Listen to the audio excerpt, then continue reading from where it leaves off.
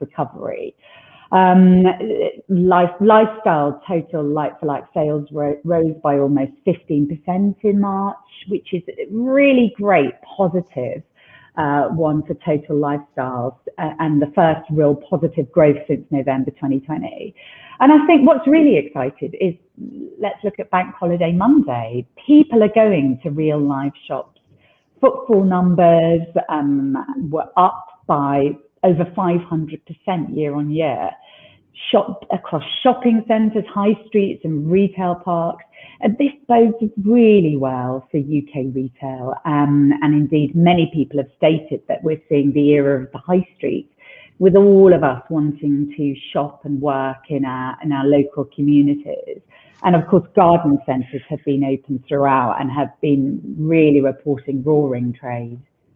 Yeah, and I think just on that phrase roaring, I think we've also spoken quite a lot about retail performance, a bounce back. And I think what we've seen from a lot of analysts is an expectation that actually we're about to enter into the roaring 20s, and that coming out of a pandemic, an incredibly challenged period, it encourages people to really echo the celebration and joy after a major crisis. Now, do you think this is a short-term fad, or do you think this actually bodes really well for retail over the next few years? I think it's going to bode very well for retail over the next few years. And I know that everyone in the session really is looking forward to that. So look, we all heard Jess Staley from Barclays predicting the biggest economic boom since 1948. And that the second half of 2021 will be quite something. And look, time will tell.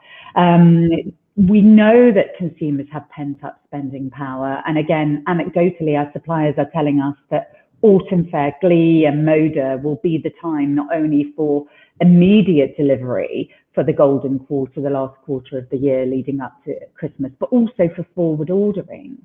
March retail sales were incredibly up. People are staycationing. They're going to be attending amusement parks and galleries, and it all bodes really well for our retail shows.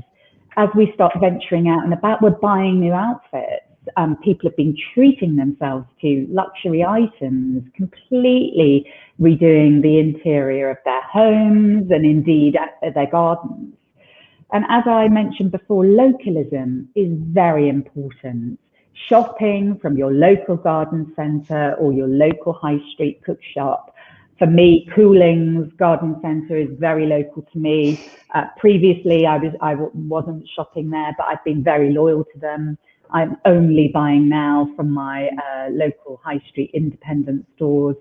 We are a nation of independent retailers, and it's becoming more and more important to us all.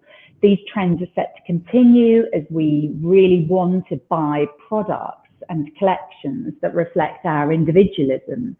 And we want unique items for our homes, for our gardens, and for us. So I am extremely optimistic, and that's really being fueled by what our community of retailers and suppliers are telling us. Yeah, and I think that's such a key point, especially for our retail shows, is that there is this pent-up demand that we're hearing from both our supplier exhibitor base and also the retailers. And I thought it was important before we started to help everyone understand why we really want to run our September events and the reality of the support that we have across our community. I think it's fair to say that the live events industry has been very much in a holding pattern since early 2020. And it's also fair to say that all three of our panelists have been really pivotal in help shaping the government policy that goes into running our live events again. And Ian Taylor, I'm going to come to you first. I know there's one development that you're particularly happy about, and that's that Nightingale is no longer at the NEC. But can you tell us a little bit about the journey that you've been through and the work that you and the NEC group have been doing behind the scenes to help influence and lobby for our live events? Yeah, certainly, Suzanne, and morning, everyone. Thanks for the opportunity to talk to you. So as you said, Suzanne, you know, we stepped up and sort of did what we felt we needed to do and offered up our facilities for a Nightingale facility this time last year, actually. I'm pleased to say, you know, whilst we had a facility, it never received a single patient, and it effectively went into hibernation from late summer last year. and is now decommissioned entirely, and our venue is back in our hands as our venue as of the end of March, which is, I think, a really positive thing in and of itself. I think over that period, I sit on the board of the Association of Exhibition Venues. We have people who sit on the board of the Arena Association through our arena businesses. And more latterly, our chief executive at the NEC Group, Paul Tandy, sits on the advisory board of the event research programme with government. But what we've been trying to do throughout is work with government to make sure that we can get our industry reopened again and restart live events as safely and securely as possible. And I know Ian and other colleagues in the organiser community have been instrumental in developing what's known as the All Secure Standard, which is something that the exhibition industry came forward with as the standard for safe and secure events that has been adopted by government as best practice. So really, it's been about making sure that everything we feel we need to do to make our audiences feel safe and secure, that we demonstrate that we're doing it. And from an NEC point of view, we've developed what we call NEC Protect, which is our Venue Protect initiative, which is based around kind of 4 key pillars, really. Communication, enhanced venue sanitisation, social distancing measures where we need them, and supporting test and trace where we need them. So when people are coming back into our venues, as they're now starting to do, which is great, it's very visible that it's an environment that has got their safety and their security right at the forefront of their minds. And without sort of going into too much detail about the event research programme and the pilot events, we've been heavily involved in that, and we've had people at the pilot events making sure we take that learning on board. I just want to echo what Julie said in her opening comments, that there's a real sense of momentum now, I think, in the UK, particularly in the live event industry, that step 4 on the 21st of June is going to see our industry reopen again, and we're very confident that our venue will be fully open after that point. Yeah, and I think we're all confident with that 21st of June deadline as well, that it's going to go the way that helps us start to get moving again. And for us, we're definitely excited about the prospect of opening our events again. Ian Solomon, I know that from a Hyve perspective, we're incredibly proud to have somebody with your experience and knowledge as our head of operations. And there's a huge amount of pride from our side about the work that you and our operations team have been doing to help get the UK events back on track. Can you tell us a little bit about the work that you've been doing over the last 16 months working with industry to try and build those safe and secure standards and to help run our events again? Yeah, of course. Thanks, Suzanne. I'm a bit embarrassed by that introduction. Hello to everybody on the call. It's actually really good to be able to share some of the work we've been doing over what seems like all of my lifetime now, but certainly the last year and a bit. We're really well connected at Hyve, fortunately. I mean, Julie actually sits on the board of the Association of Event Organisers, and I'm lucky enough to be the chair of the UK Operations Group. So that's a group made up of all of the directors of operations from all of the main players in the business events industry, and quite a lot of the smaller ones. And actually, we get together on a very regular basis, and you can imagine that we've been having lots of conversations over the last year. We spent most of our time since the last time that any of you saw us on site, working together to come up with the guidance, as Ian mentioned, that's been approved, adopted, and published by the UK government. The approach that we've taken has been based around a risk assessment approach. Obviously, it's a health and safety issue, but what we've been really, really keen to do is make sure that all of the mitigating measures that we've been proposing and considering are realistic, they're practical, they're proportionate, and of course sensible. Really, it does revolve a lot of this around common sense. And I think as we've all progressed and we've all gone through this journey of understanding the effects of the pandemic, I think all of our understanding and our feelings about it and the way that we work towards it have certainly keep changing, and as we learn more.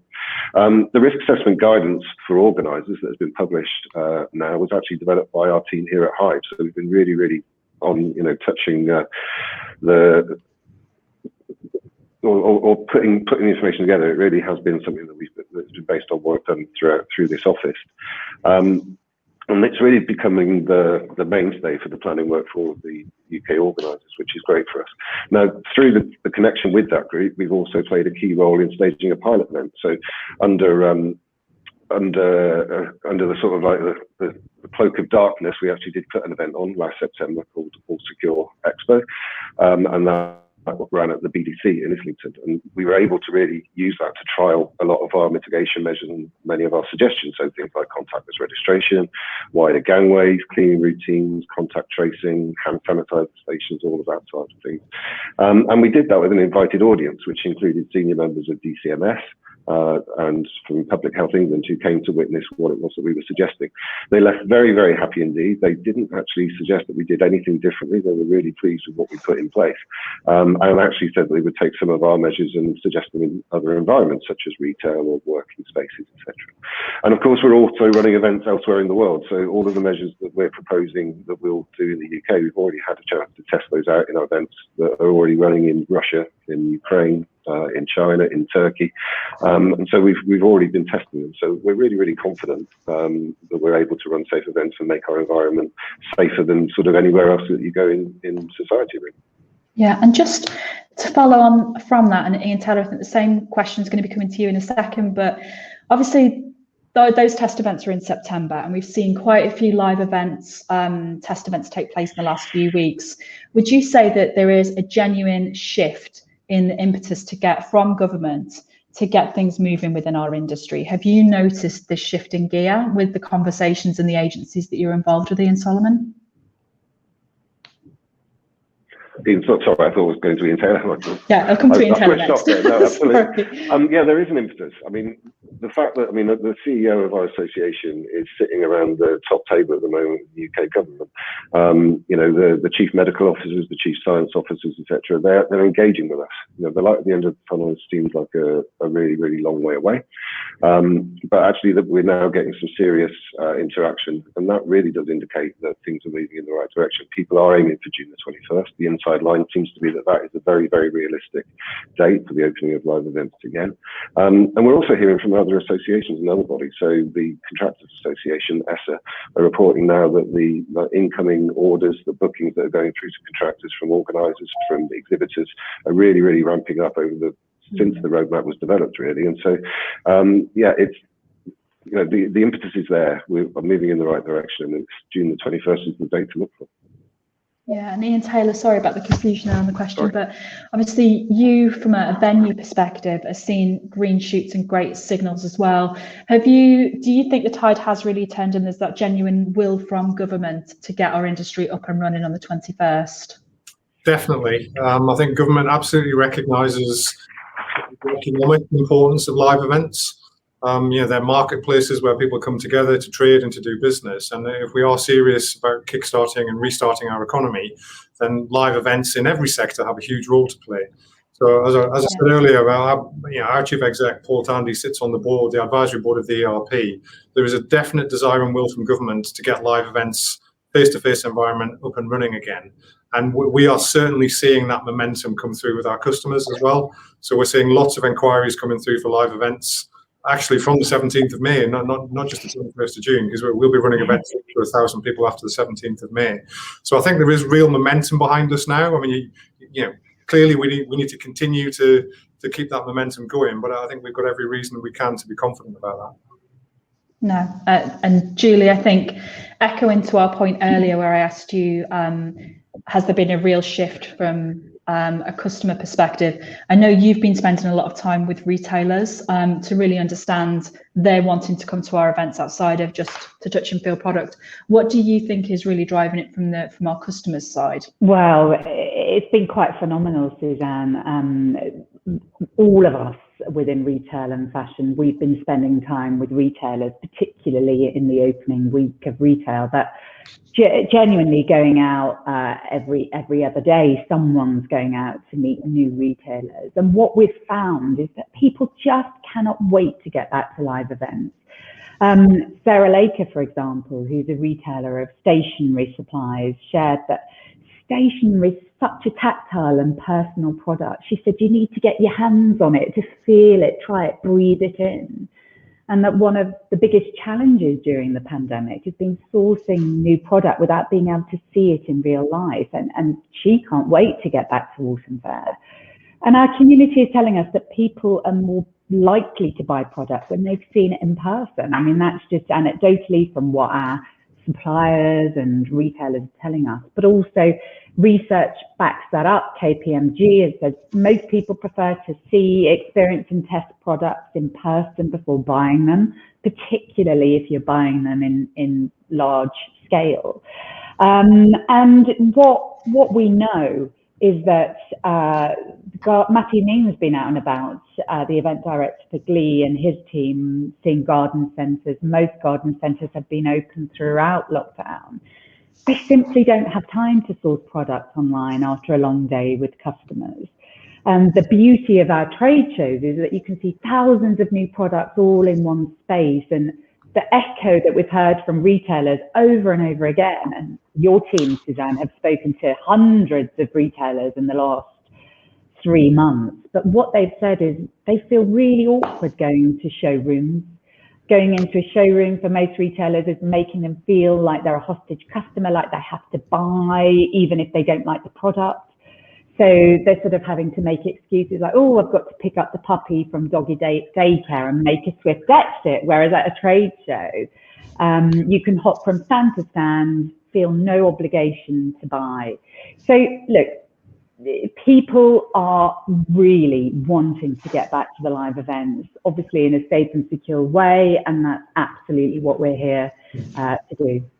Yeah, and I think we're lucky that we have some visually beautiful shows in terms of just that impact that our visitors love. But I think this leads us into some of the questions that I think a lot of our audience want to know, which is actually, how is it going to feel on site? You know, what are the measures that we may, obviously we don't have a crystal ball, but what are the things that we can expect to see when we start running events? And I think, Ian Taylor, what I'd like to do is ask you first, could you tell us a little bit more about the work happening on the campus of the NEC, and a little bit about Venue Protect and what that means and what people can expect to see as part of that programme on site? Yeah, of course. So, I mean, yeah, there'll be some very visible measures in place. So, you know, things like, you know, sanitization stations, they're very, very visible and plentiful throughout the venue now. There'll be lots of signage which reinforces, you know, whatever the social distancing measures are, if we have them at that point, if we have, you know, mask wearing, for example, at that point, lots of signage to reinforce that. Very practical things like making sure, you know, it's a cashless environment in terms of our catering facilities. And, you know, most retailers, I'm sure, are very, very familiar with that, obviously, with their experience of the last 12 months. So it's taking all of those measures together, being much more visible, making sure that, you know, we're doing everything we can to protect our customers and make them feel safe and secure, but making sure they can see that, and it adds that reassurance as well. You know, I think you'll see that from the moment you first arrive, not just inside the venue, but on the campus as well. Yeah, and I think you mentioned masks there, and I've already seen a question come through from Donna in the chat, which is asking, again, we don't have a crystal ball, but what do you think will realistically be the social distancing measures or safety requirements that we have to take into consideration? Do you think that there will be a requirement to wear masks in our September events all day? That's a good question, and I think, you know, there's been a lot of media coverage and debate around, you know, whether or not there'd be a COVID certification status mechanism in place post the 21st of June. And, you know, we're still, you know, awaiting the sort of the final guidance on that. I think we're really confident that, you know, this is now moving in the right direction. I think there will be some kind of restrictions in place post the 21st of June, but we're optimistic they'll be quite light. You know, whether that'll be a meter social distancing, for example, we're not sure. But I think what's really important as well, they do need to be applied equally across society. So, you know, if people are seeing them in the retail environment and in the high street or in a leisure environment, it's only reasonable that you see those in the venue environment as well. So I think we need to be in line with what society's doing. I think they will be relaxed from where they are today. But as you say, we don't have a crystal ball, so we are still waiting the detail as to what that looks like. I think we might have just... Hello? Are you okay, Suzanne? We can hear you.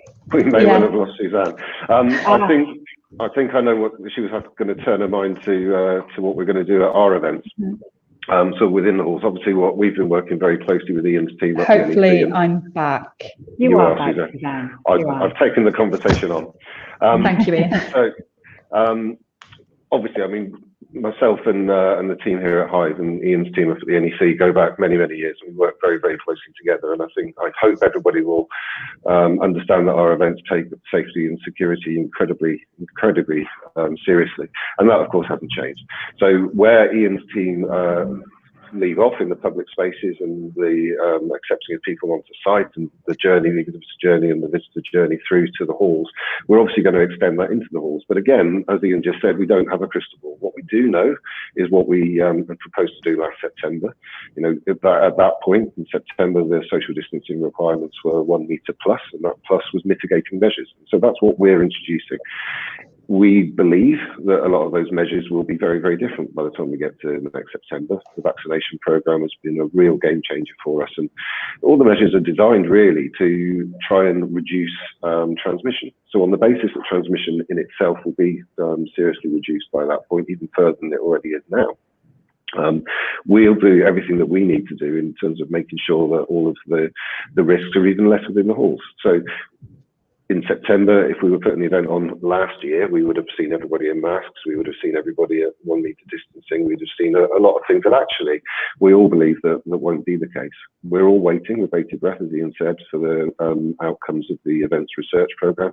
But really everybody just needs to be reassured that we already know what we would do in a worst case scenario, and actually we're more than prepared to do that. And even if, for example, I mean, if you know, by that point people don't ever have to look at hand sanitizer, that doesn't mean that we won't provide it, because I think people need the reassurance to know that consideration has been made and they need to feel safe in the environment they're going into. So it's hard to say exactly what the rules will be, but we'll definitely keep communicating it, and I think can update our websites literally on a week-by-week basis when it's relevant, and certainly no less frequently than every month. So everybody really should keep their eyes peeled on our websites for updates on that. I also think Ian and Suzanne and maybe Ian Taylor, we're obviously, if this is received well, doing sessions like this, we can do more. We can just keep our community updated, keep sharing what we know. As soon as we know something, we will share it with our community. So it'll be on our website, but we're really happy to do more sessions like this. So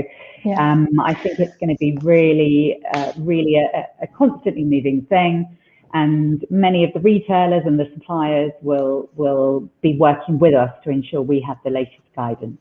Yeah, and just on that, Julie, I think there's something quite key. This is the first in a series of sessions. So we're having a session, a buyers panel session on the 10th of June. The reason for that is to help you interact directly with 5 fantastic retailers. So it gives you some insight into what makes them feel safe. And then we'll also be running an exhibitor workshop to help you understand exactly what's happening on site, how you get involved, in the same way that we would usually communicate with you to make sure you get the most out of our events. And that'll be taking place on the 23rd of June, I think. So we'll be past that 21st of June deadline. We have had a lot of questions come through, and I'd just like to thank Ian Solomon for covering for me whilst my connection dropped. As I said, some things can only happen when live. And I think a lot of the questions that have come through are actually around the nitty-gritty of what can expect. So I know we can't go into specifics, but I know you guys have got some pretty good crystal balls on what you expect to come through. There's a question here from Karen. And I think this is maybe for Ian Solomon and Taylor, please, your view to be useful in this. And the question is, will visitor numbers be restricted to ensure that halls aren't overpopulated and to ensure that social distancing can be maintained? Do you want me to take that one, Ian? Obviously, there have been guidance, and at the moment we're working on, you know, on May the 17th, there will be smaller events allowed to happen. And I know Ian's got some of those coming into the NEC, which is great news. It's great to see that the machinery will be oiled and working well in advance of when we're back on site. But there are at the moment restrictions on numbers. The intention of the government is that actually following June the 21st, they're trying their level best to ensure that those restrictions aren't there. Nevertheless, we obviously are going to analyse that, and we will know how many people are in the halls at any given time. That's new systems we're putting in place to ensure that we've got, you know, on the moment detail. But we don't actually foresee that we're going to need that at a trade event. So most trade events will fall underneath the levels of attendance that, I mean, obviously public events like crafts or the clothes show, if any of you can remember those from the old days, they may have had more significant issues than we've got, obviously. our audience density would fall generally underneath what the requirement would be. Having said that, if there is a requirement to do that, then we will have to put something in place, and we can do that. We're not intending to, though. We think it's mostly important. Our environment will be safe, and we want people to be able to come and go as they please. But we obviously can put in systems if we needed to. Yeah. And Intel, I'm assuming that you very much have the same view with Ian Solomon as well. Yeah, I'd echo what Ian says there. It's probably for trade events, it's that visitor density issue, which is much less of an issue than it is for some what we call big consumer events. But even if there are restrictions in place, we would be very confident that we're able to deal with them and still help our organisers and your exhibitors and your visitors run successful shows and get a good return on your investment.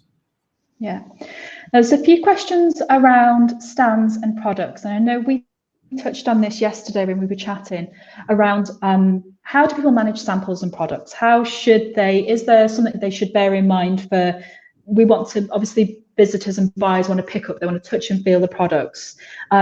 Is there any guidance, and I'll throw this one over to Ian Solomon, around how they can manage some of the cleaning and how they can do that safely on their stand? Yeah, I think if I can approach this from a slightly different angle, if you don't mind. We're really aware of all of the questions that are being asked at the moment by our exhibitor base. We're listening and we're talking to the vast majority of those of you who are on the call and others. Now, all of those things, everybody's got a slightly different question. Are we going to need to wear masks? Do I need to clean my products between every single time someone touches them? And again, I would reiterate that we're sort of coming from the questions at the moment from a place that we've all just come out of lockdown. There's a lot of nervousness about getting into society, and I think people will feel a lot more relaxed. And I think you will all feel a lot more relaxed well in advance of coming back to the show. But actually answering every specific question like that is obviously very difficult. So what we're doing at the moment is we're writing some guidance. So I was proofing it yesterday, and what's quite nice about it is that guidance is based on what we knew last September, and actually a lot of that is already irrelevant. If you consider when you go out into the stores that your buyers are running, you can see the sorts of solutions and the sorts of things that people have to put in place in order to be sensible. Again, we may not need to do any of that by September, and we will keep updating it. But that guidance is being written now, and it will be out before the end of this month within your exhibitor manuals, and we'll communicate that very clearly to you. Now, the guidance is based on the same guidance that has been given to the retail stores. So if you just consider the things that your buyers are going through and think about the sensible and practical approaches that they've been making, then actually that's really where you want to be sort of like putting your mind. Even if those things, like I was mentioning about hand sanitizer earlier, if they're not required, actually I think your buyers are likely to expect to see that you've made some consideration. They're going to want to feel reassured that you understand what the issues have been and that you're making your environment for them as approachable as possible. So don't expect a raft of massive new rules that's going to make your ability to exhibit impractical, because otherwise we wouldn't be able to put a show on. This is all about taking things with common sense. And realistically, if you can't bring your products, then why would you come to the show? You need to be able to bring your products. You need to be able to display them. But of course, it's a good time to rethink about how you're doing that. Are there better ways to display your products so that there's more space on your stand so people feel more comfortable coming on? All of these things we'll try and approach with you. And what we're going to do is issue a lot of questions and a lot of things that you can consider when you're planning what you on your individual stand want to do. And of course, we're always going to be available to you via email and on the phone for any specific questions that you want to talk to us about. And I think, Ian, you just touched on something there that I'm going to expand on. I'm actually going to direct this one to Julie. But our buyers are retailers, and retailers have been in their store. That means that they are used to a lot of the social distance, a lot of the guidance that will be coming through in the events has actually been inspired or taken from some of the guidelines in retail. And Julie, I know we were speaking about this yesterday in terms of how we're taking some of our inspiration from retailers. Do you have anything just to add on that? Yeah, so many of the retailers have been saying to us, garden centres, great example. Garden centres have been open the whole time. And Matt Mean has been speaking with many of them, as have you, as have I. And they have been in front of their customers for the last year. They've been in front of consumers for the last year and dealing with all the issues that we will be dealing with on site. And quite frankly, they are really looking forward to seeing suppliers in the flesh. And I think they've just used a common sense approach. They really have. And they've worked with their customers, their consumers, to really say, what makes you comfortable? Every store I go in, there's a slightly different variation. There really is. If you go into Zara or if you go into my gorgeous local high street cookware store, it's very different. And I feel very comfortable going into all of the different stores. And I think each stand, each exhibitor will have a different way that's right for their product and right for their brand and their personality to welcome people on in a very safe and secure fashion. Yeah, and I think one of the questions that's come through from Stephen, and I think I'm going to direct this one to yourself, Julie, as well, is actually that we mentioned that we have been speaking to a lot of retailers, and we've been speaking to our community. Can you expand on that? Because one of the questions that's come through is, how have we assessed the viability from our visitors? So do you want to speak a little bit more to that, and then I'll also add in as well? Yeah, so we've been doing a great deal of work with retailers. We've been speaking with our retailers more than ever before. So obviously the big thing we've been doing is the qualitative research, really talking with them to help shape our events moving forwards and also assess their appetite as they walk forwards into later in the year. And we're going to be continuing to do that. So you and your team, Suzanne, and obviously our team, between us, we've spoken to hundreds and hundreds of retailers, asking them a myriad of different questions. So we've really focused on that qualitative research. And what I would say is more of the quantitative research, the surveys and things like that. We will do those as the society starts opening up. Because you ask any one of your friends today, are you going to go to that nightclub? Are you going to go to the restaurant? You'll get a whole range of answers. But as each person has their vaccine, as each person has their second vaccine, things change. Let me tell you, since I had my vaccine, I've felt 100% more confident. And retailers, they're in their stores. Their stores have been open a number of weeks now. Day by day, they're feeling more and more confident about getting out and about in society. And they are the ones that are saying they're really excited to come to trade shows.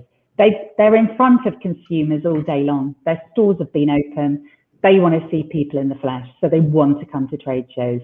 As we do more and more research, we'll happily share that with Stephen. We'll happily share that with all of our exhibitors. We're being very transparent, constant communication, but we found the feedback from our retailers extremely positive about coming back to live events.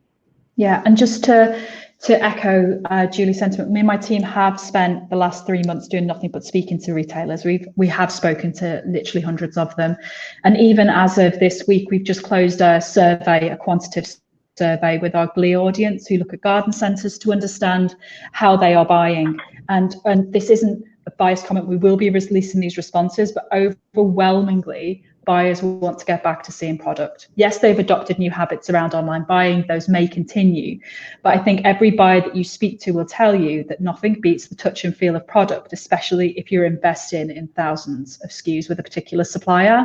You don't, and I think one of the great quotes I was speaking to a retailer last week is that, we don't want to order 500 of something and without seeing a sample and touching it and find out that it's micro-sized. So I think you speak to your own retailers and customers as well.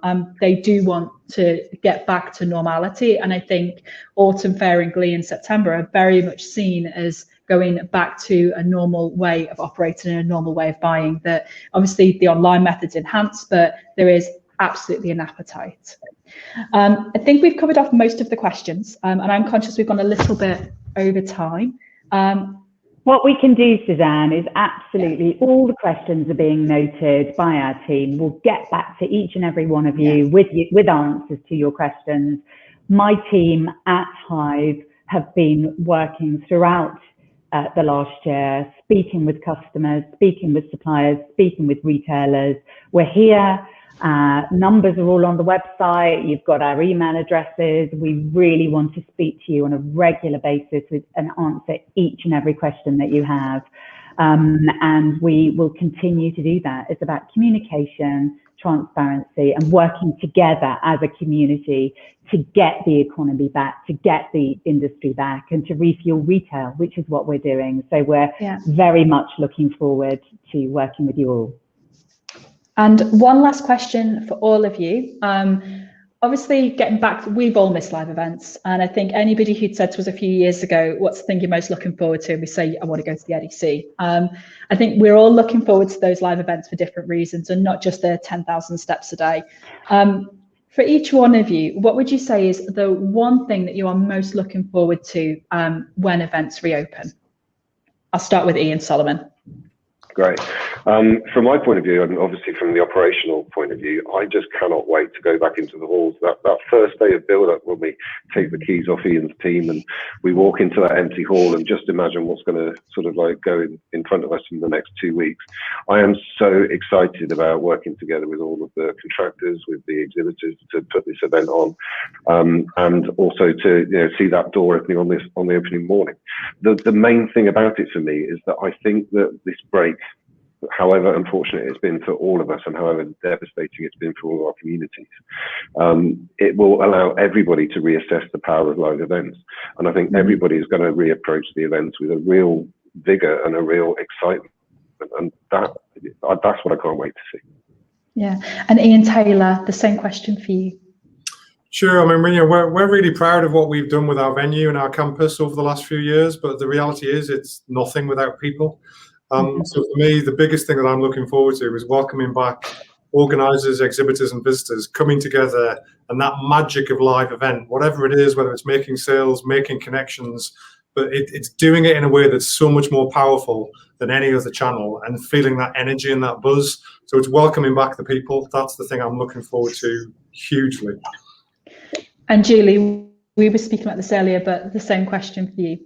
Yeah, so look, speaking and meeting with our community face-to-face, home, gift, garden and fashion retail is highly tactile.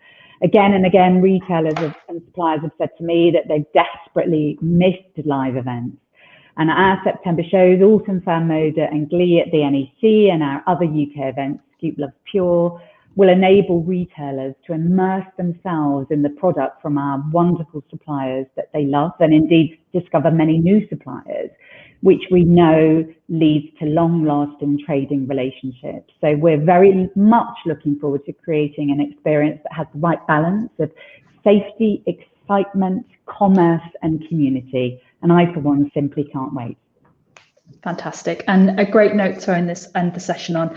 I'd just like to thank again all of our speakers. Ian Taylor, thank you so much for joining us, and Ian Solomon and Julie, I know how busy your diaries are at the moment, so thank you.